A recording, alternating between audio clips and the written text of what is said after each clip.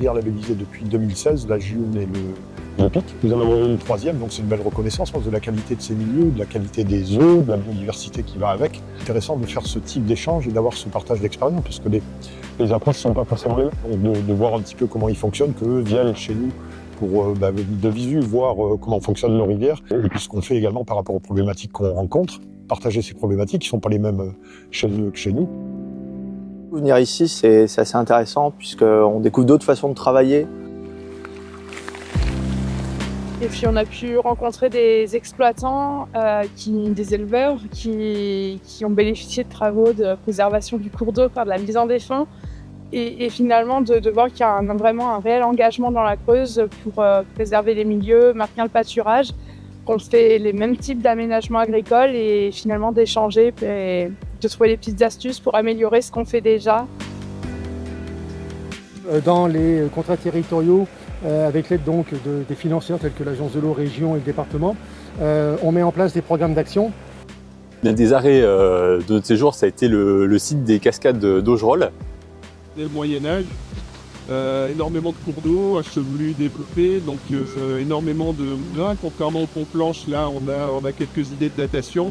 Il y a donc un projet de réserve biologique dirigée qui est en fait un statut de protection spécifique.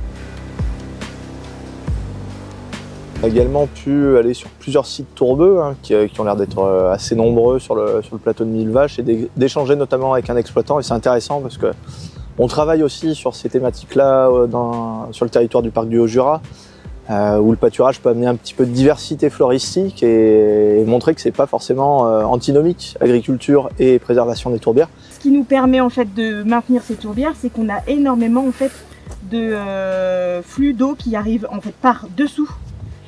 Donc c'est le département qui porte le projet et du coup ils nous ont demandé, le département, d'être partenaire puisque les 3 rivières sont sur le territoire du parc. Donc ça complète pas mal par rapport sur la site Vallée de la Gioune. Donc moi je m'occupe plutôt de sensibiliser les gens par rapport à la Natura 2000.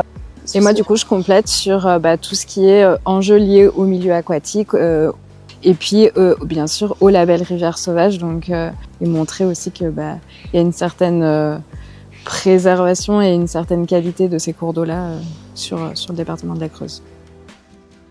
On a 4 techniciens qui s'occupent de la mise aux normes de ces plans d'eau. On leur laissait le choix soit de la mise aux normes, la deuxième option c'est l'effacement. Les gens adorent venir se baigner ou camper autour de l'étang. Donc nous c'était très important pour la commune. Et en fait on a fait également ici une pêcherie.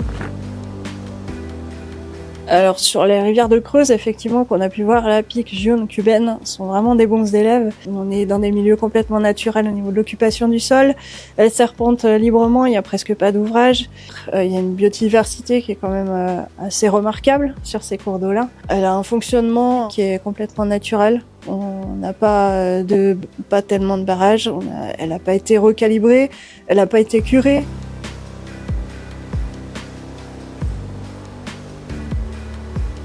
On était extrêmement bien accueillis, évidemment par le département qui a été la cheville ouvrière de ce séjour, mais aussi par avec tous les partenaires qu'on a pu rencontrer pendant ces 3 jours. Donc en tout cas, voilà un chouette accueil et merci la Creuse.